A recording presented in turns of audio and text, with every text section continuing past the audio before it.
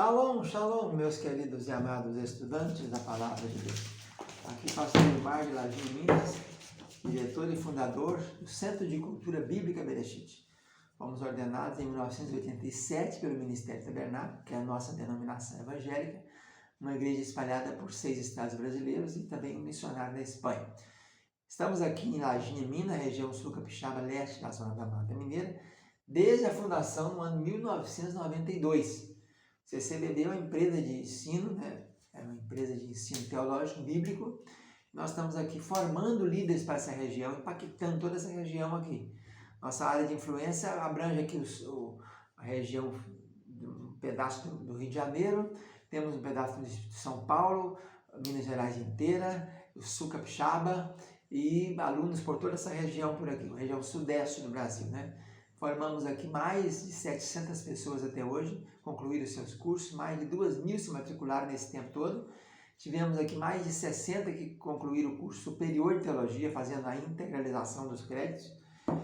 Nós estamos com 3 principais cursos, que é o curso básico, com 6 blocos de 6 matérias, curso intermediário, 4 blocos de 3 de 4 matérias e 1 bloco de 6 matérias, e o curso bacharelado com 12 matérias, mais o TCC, que é o trabalho de conclusão do curso. Nós estamos estudando História do Cristianismo, bloco final, 6º bloco. Estamos contando a história da igreja nesse período todo do ano 27 até agora, o século 20, né? 21 não, até o 20, 1900 e pouco, antes de 2000, até 2000. E hoje, na aula anterior, fizemos um apanhado sobre as influências das igrejas que havia naquela região, né? A igreja oriental, a igreja ocidental, a igreja no Egito, a chamada cóptica, e também a igreja que nós tínhamos ali na Armênia. Agora, hoje, iniciaremos a falar de cada nação naquela época da Reforma, quais foram os impactos durante o período da Reforma e depois da Reforma. Vamos começar pela Espanha. A Espanha, naquele tempo, era o país mais poderoso que havia na face da terra ali.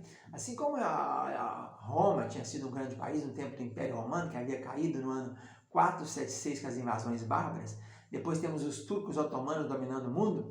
Nessa época da Reforma, nos idos de 1500, por aí, né, século XVI, início do século XVI, nós temos a Espanha como o maior país daquela época em termos de poderio, tanto militar como tecnológico, como poderio intelectual. Mas a verdade é que a Espanha, nesse tempo, já tinha suas colônias, né, já tinha expandido. As grandes navegações nesse empreendimento já tinham se expandido. Já dominava a América do Sul, nós tínhamos colônias, grandes partes das colônias aqui de língua espanhola, né? Argentina, Uruguai, Paraguai, Colômbia, Chile, Venezuela, Bolívia, todos são de influências de colonizações espanholas. Na América Central tinha muitas ilhas, inclusive Cuba. Na América do Norte já tinha também influência naquela região que hoje é considerada a parte sul-americana, ali a Flórida e outros países ali, eram todos possessões, colônias espanholas. Tinha também ilhas do Pacífico, tinha as Índias Ocidentais, né? Lá as grandes navegações tinham levado a descoberta do caminho para as Índias, né? E então tinha também influência na Holanda e na Bélgica. E ainda tinha também algumas províncias dentro da Itália, que eram pertencentes ao domínio espanhol. Nessa época dominava a Espanha o rei Carlos V, que era imperador da Alemanha, e o seu filho Filipe II, que a partir do ano 1680, né, 1580, o reino ficou unificado, um só, entre Portugal e Espanha. O método que eles usavam nessa época era um país extremamente católico, e era o método da Inquisição, aquele tribunal de exceção que saía procurando pessoas que eram contrárias à religião católica, na época dominante, que era a religião do Estado, né? Havia uma união, né? Não havia o Estado laico. O Estado, a religião ficou submissa ao Estado. Inclusive, esse foi um dos defeitos da Reforma. Lutero tirou a influência da Igreja Católica, da Igreja recém-nascida, né? Luterana, mas mudou de posição. Ela passou a continuar com o magistrado civil. O povo não pertencia mais, o povo era dominado pela Igreja Católica, passou a ser dominado por uma igreja que obedecia aos líderes civis.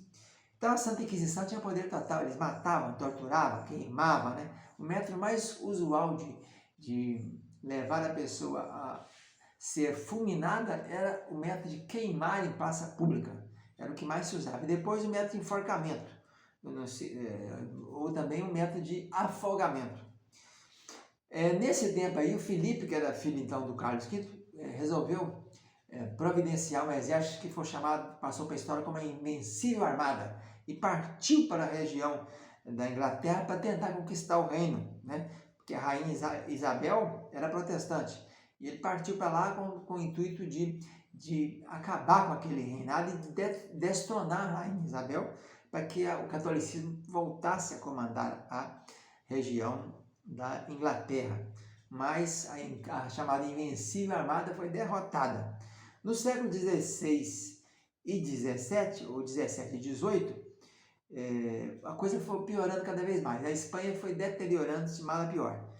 A imoralidade foi crescendo muito, até que chegou o reinado de Napoleão, que da França comandou toda aquela região europeia, dominou. Quando ele chegou na Espanha, foi muito bem recebido, não teve resistência, e ele acabou extinguindo o chamado Tribunal da Santa, né, entre parênteses, da Inquisição.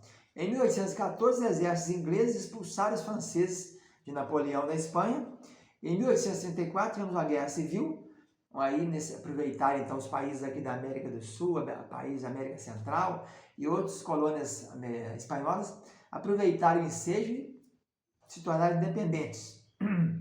Com essa independência desses países aí, facilitou muito para quê? Os missionários americanos e ingleses, né, chegassem até aqui e começassem a obra por aqui.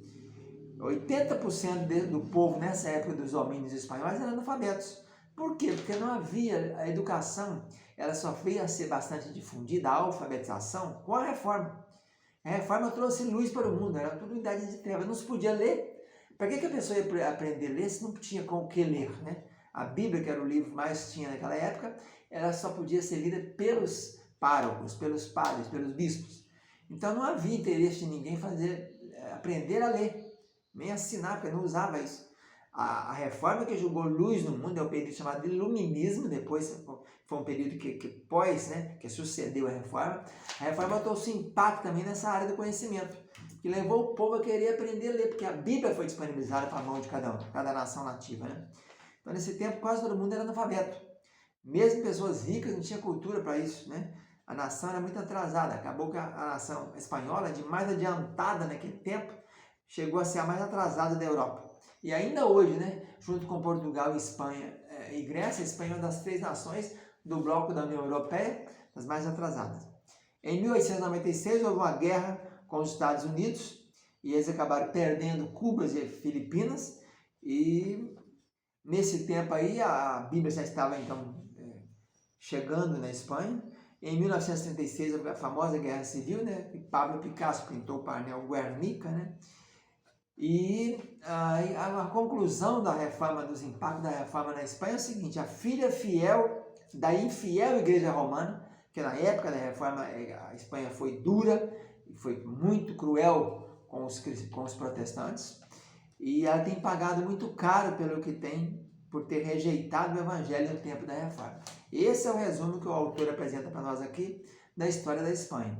A filha fiel da Igreja infiel romana pagou caro por ter rejeitado o Evangelho no tempo da reforma.